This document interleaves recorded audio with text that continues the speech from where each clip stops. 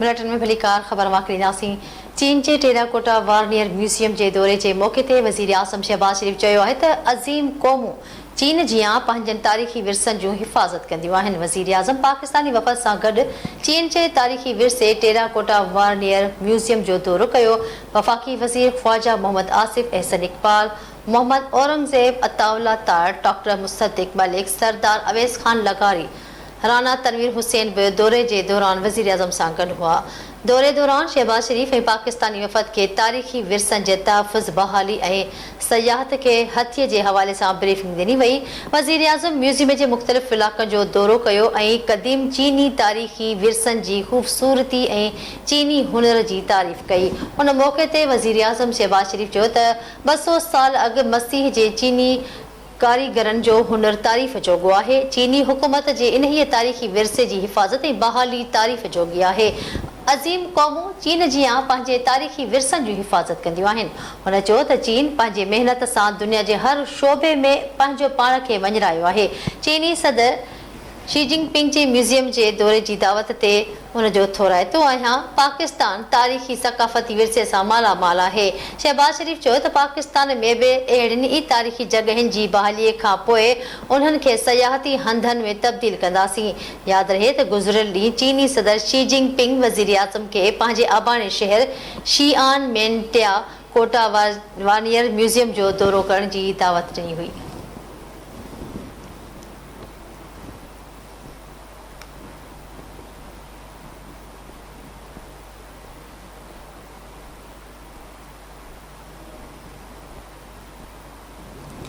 नायब वज़ीर आज़म ऐं परॾेही वज़ीर चयो आहे त दुनिया इसराइली फ़ौज हथां औरतुनि ऐं ॿारनि जे क़त्ल जो मुशाहिदो करे रही आहे। इस्तंबुल में 8 मुल्कनि जे परॾेही वज़ीरनि जे इजलास खे ख़िताब कंदे इसहाक डार चयो त गज़ा में हथे ख़ाली अवाम खे बरबरीत जो निशानो बणाए पियो वञे। गज़ा में जेको कुझु थी रहियो आहे उहो इंतिहाई ॻणितीअ जोॻो ऐं गैर मामूली सानियो आहे।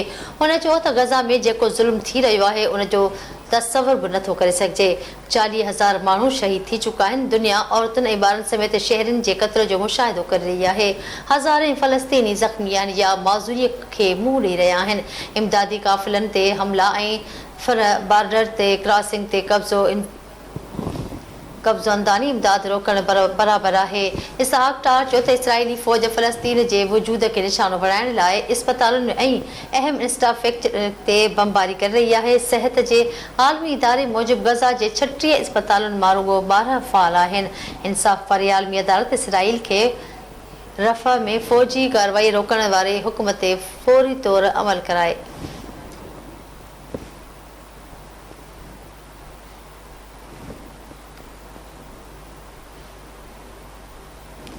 बुशरा बीबी इस्लामाबाद हाई कोर्ट में इद्दत केस में सज़ा मुअत्तली जी दरख़्वास्त दाख़िल कराए छॾी आहे। बुशरा बीबी अदालत में सज़ा मुअत्तल करे ज़मानत आज़ादी जी इस्तदा कई आहे। दरख़्वास्त में इस्तदा कई वई आहे त अदालत 3 फ़रवरी जी सज़ा जो फ़ैसिलो मुअत्तल करे ज़मानत ते आज़ादीअ जा हुकुम जारी करे। इस्तग़ासा तज़ाद सां भरपूर कमज़ोर सबूत अदालत में पेश कया। दरख़्वास्त में चयो वियो आहे त हुननि सबूतनि जी बुनियाद ते सज़ा नथी ॿुधाए सघिजे। ट्रायल कोर्ट तरफ़ां ॾिनल सज़ा बरक़रार नथी रही सघे। बुशरा बीबीअ खे सियासी इंतकाम जो निशानो बणाइण लाइ जेल में बदतरीन हालतुनि में रखियो वियो आहे। दरख़्वास्त में मौक़िफ़ इख्तियार कयो वियो आहे त इंसाफ़ जूं घुरिजूं पूरियूं करण लाइ ज़रूरी आहे त सज़ा मुअत्तली जी दरख़्वास्त जल्द उकलाई वञे।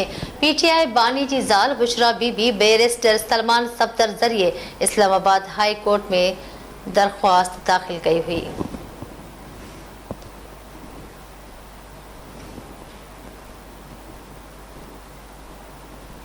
PTI अॻवान ऐं क़ौमी असेंबली में अपोज़िशन लीडर उमर अयूब चयो आहे त केस भोॻे वेंदासीं पर पंहिंजे मौक़िफ़ तां पोइ ते न हटंदासीं। गुजरांवाला जे सेशन कोर्ट में मीडिया सां ॻाल्हाईंदे अपोज़िशन लीडर उमर अयूब चयो त कचे जे ॾोहनि खां वधीक ज़हरीला पके जा ॾोहारी आहिनि। 450 अरब रुपया खाई वञो ऐं केर बि नथो पुछे। हुन चयो त वफ़ाक़ बजट में छा पेश कंदो। जेका महांगाई अची रही आहे उहा सोचे नथा सघूं।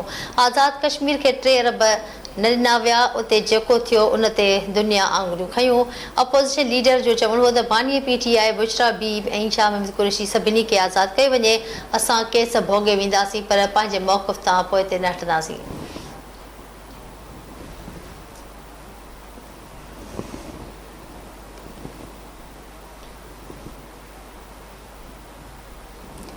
वफ़ाक़ी हुकूमत IMF जी तजवीज़ रद्द कंदे फाटा लाइ टैक्स छूट ॾियण जी तजवीज़ ते गौर करणु शुरू करे छॾियो आहे।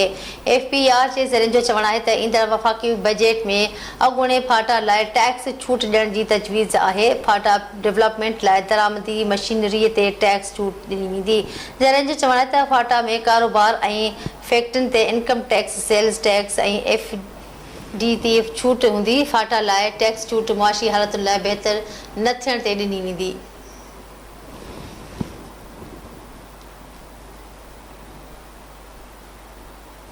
वज़ीर आज़म शहबाज शरीफ़ जी सदारत में क़ौमी इक़्तिसादी कौंसिल जो इजलास 10 जून ते तलब कयो वियो आहे। इस्लामाबाद में थींदड़ इजलास में हलंदड़ माली साल लाइ प्लान जो जाइज़ो वरितो वेंदो ऐं ईंदड़ माली साल लाइ सालियानी प्लान जी मंज़ूरी ॾिनी वेंदी। इजलास में 13 5 साला मनसूबे जी मंज़ूरी ॾिनी वेंदी। इजलास में ईंदड़ माली साल लाइ पब्लिक सेक्टर डेवलपमेंट प्लान जी बि मंज़ूरी ॾिनी वेंदी। इजलास में ईंदड़ साल सूबनि जे सालियानी तरक़ियाती प्रोग्राम जी मंज़ूरी पिणु ॾिनी वेंदी।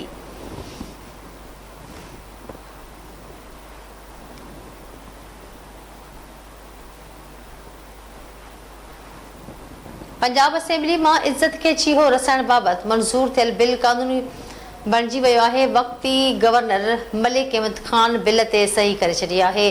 बिल प्रिंट, इलेक्ट्रिक ऐं सोशल मीडिया ते लागू थींदो, जंहिं मूजिबि कूड़ियूं ऐं गैर हक़ीक़ी ख़बरुनि ते केस दाख़िल कयो वेंदो। हीउ बिल यूट्यूब ऐं सोशल मीडिया ज़रिए कूड़ियूं ख़बरूं पखिड़ण ते बि लागू थींदो। उन खां सवाइ ज़ाती ज़िंदगी ऐं अवामी मुक़ाम खे नुक़सानु पहुचाइण लाइ पखिड़ियल ख़बरुनि ते बि कार्रवाई थींदी।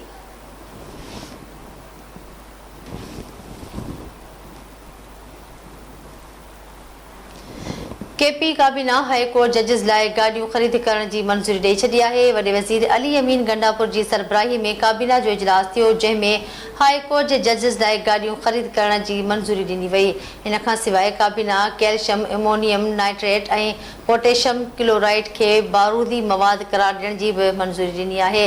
काबीना इजलास में रेगी मॉडल टाउन में KP जुडिशियल अकेडमी जी तामीर लाइ कमेटी जोड़ी वई आहे। काबीना KP हेल्थ फाउंडेशन जे बोर्ड ऑफ गवर्नर में minerals development and management committee जे क़याम जी बि मंज़ूरी ॾिनी आहे।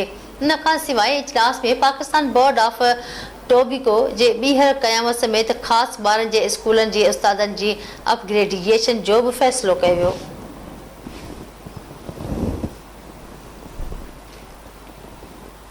वॾे वज़ीर सैयद मुराद शाह सां लाड़काणे मां चूंडियल MPA जमील सूमरो मुलाक़ात कई आहे। मुलाक़ात में सियासी सूरतहाल समेत अवामी मसइलनि ते ॻाल्हियूं कयूं वयूं आहिनि।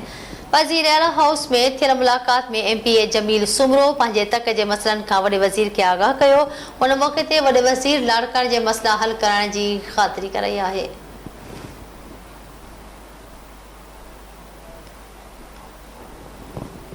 PTI अॻवान ऐं KP के 73 जे अॻूणे उम्मीदवार अली अमीन ज़मान एडवोकेट ते क़ातिलाने हमले जो केस दाख़िल कयो वियो आहे। पुलिस मूजिबि अली ज़मान एडवोकेट ते क़ातिलाने हमले जे केस में औरत असिस्टेंट कमिश्नर खे नामज़द कयो वियो आहे। औरत असिस्टेंट कमिश्नर खां सवाइ उन जे मुड़ुस ऐं ॿियनि 4 अणॼातल जवाबदारनि खे बि केस में नामज़द कयो वियो आहे ऐं केस में दहशतगर्दी जा कलम शामिल कया विया आहिनि। यादि रहे त अली ज़मान एडवोकेट खे ईदगाह रोड ते अणॼातल जवाबदारनि पारां तेज़ धार वारे औज़ार सां ज़ख़्मी कयो वियो हो ऐं उन खे इलाज लाइ लेडी रेडिंग इस्पताल मुंतक़िल कयो वियो हो।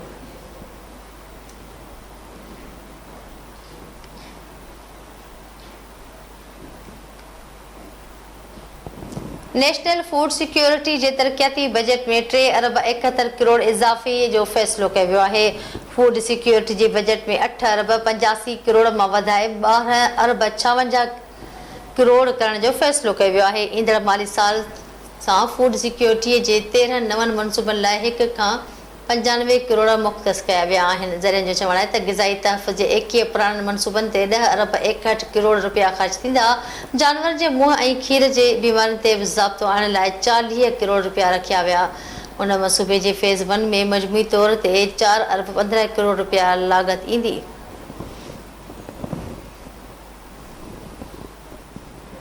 IG सिंध गुलाम नबी मेमण जी सदारत हेठि पुलिस स्टेशन में सुधारनि बाबति इजलास थियो, जंहिं में एडिशनल IG कराची, ज़ोनल ऐं डिविजनल DIGs समेत खाते जे समूरन पुलिस ऑफिसरनि शिरकत कई।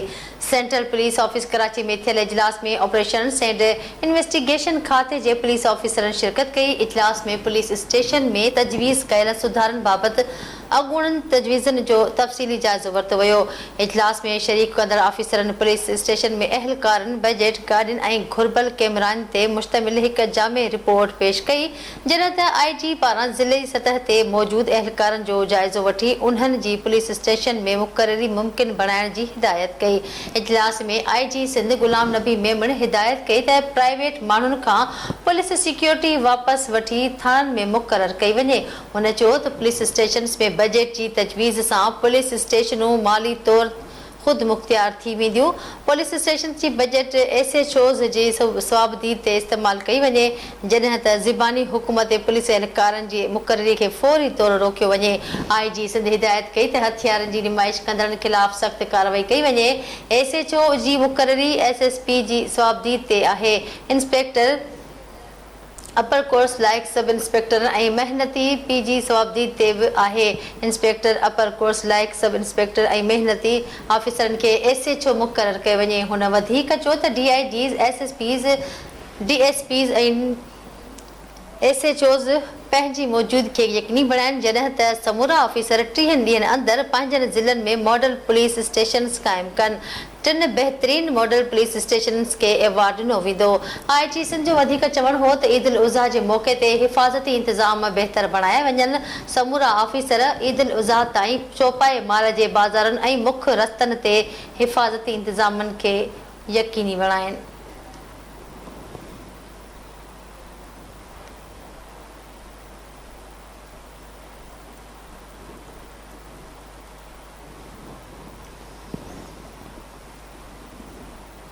बडानी में रोड जो तरक़ियाती कम मुकमल न थियण ख़िलाफ़ शहरियुनि पारां एहतिजाजी मुज़ाहिरो कयो वियो। बख्शापुर लिंक रोड जो कम 2 सालनि खां मुकमल न थियण करे शहरियुनि पारां रोडस खाते जे SDO ऐं ठेकेदार ख़िलाफ़ एहतिजाजी मुज़ाहिरो कयो वियो।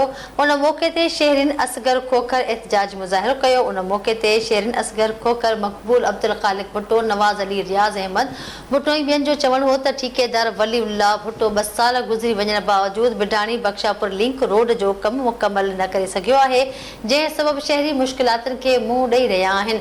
हुननि चयो त SDO नसरुल्लाह गुजराणीअ जे मिली भगत सां ठेकेदार रोड जो बिल वठी वियो आहे। रोड ते पत्थर विछाए ठेकेदार गायब थी वियो आहे। रोड जी हालत ख़राब हुजण करे फोरन ऐं अॻवान जा वाक़िया ॾींहों ॾींहुं वधी रहिया आहिनि। हुननि रोडस खाते जे सूबाई वज़ीर DSP कश्मीर ऐं ॿियनि इख़्तियारनि खां मुतालबो कयो त ठेकेदार वलीउल्लाह भुट्टो ऐं SDO ख़िलाफ़ कार्रवाई करे रोड जो कमु मुकमल कराए वञे।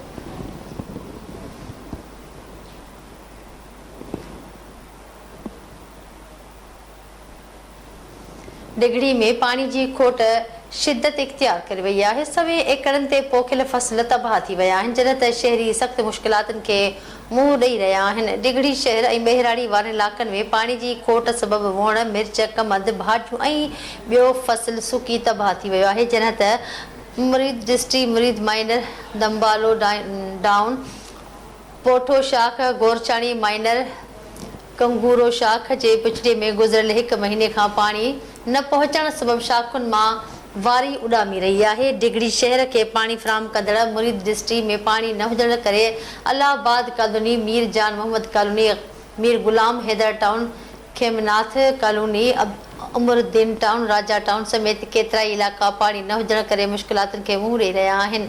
वाटर सप्लाई इंतिज़ामिया तरफ़ां हर ॿिए ॾींहुं पाणी सप्लाई कयो पियो वञे, जॾहिं त मिसकिन माण्हू परे परे ताईं पंधु करे नलकनि तां पाणी भरण लाइ मजबूर आहिनि। रहवासियुनि आला इख़्तियारनि खां मुतालबो कयो त पाणी फराहमी करे हज़ारे एकड़नि ते बीठल फसल तबाह थियण खां बचाए वञे।